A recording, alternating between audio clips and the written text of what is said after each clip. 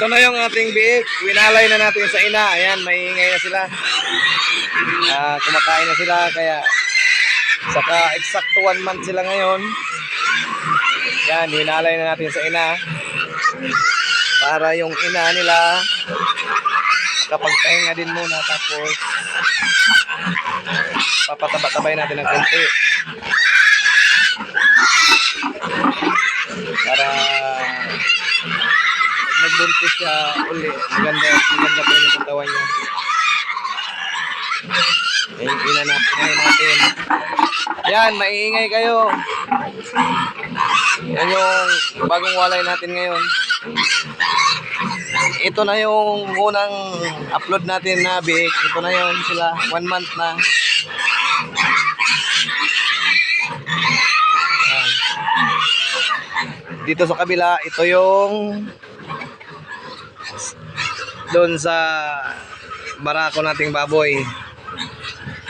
Meron na tayong isa. Magandang klase din yan.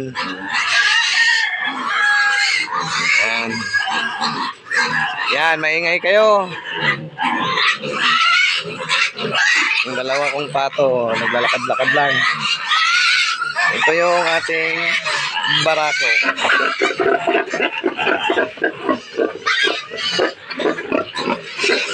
Yan. At ito yung isa natin, si Buntis. Buntis! Bali, maalampas sa 1 month yung tiyan niya.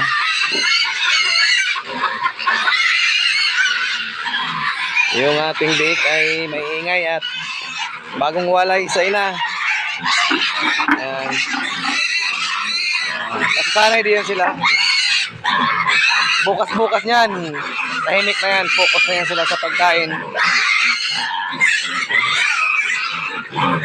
So hanggang dito lang yung video natin. Maraming salamat. At bukas nga pala, i-video din ulit ako. Kasi yung mga lalaki dyan, tutuloyin na namin. Tapos mag-i-inject na kami ng ivermectin at Dilamil. Okay. Bukas ulit.